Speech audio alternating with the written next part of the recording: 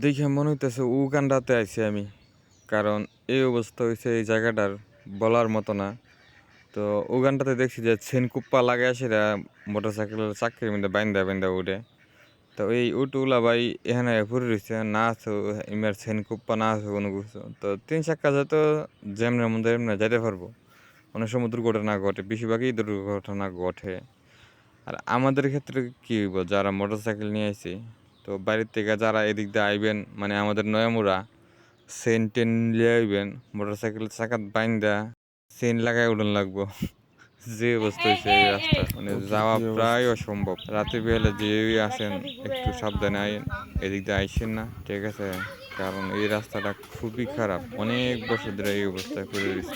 আর আমাদের এলাকার মাটিও মাসলা দিল লাইলা মাটি, একবার মোটরসাইকেলের চাকার মধ্যে লাগলে 2-3 কিলোমিটার পর্যন্ত ব্রেক ধরন জানা। আর বাল্যা মারি হইলে তো ছাড়ছিল ওই অতদিন এই জায়গাটা ভাঙতে ভাঙতে শেষ হয়ে যাবে, যেই পানি পড়া পরে এখান দিয়া, ঠিক আছে, অনবরত পানি পড়তে থাকে।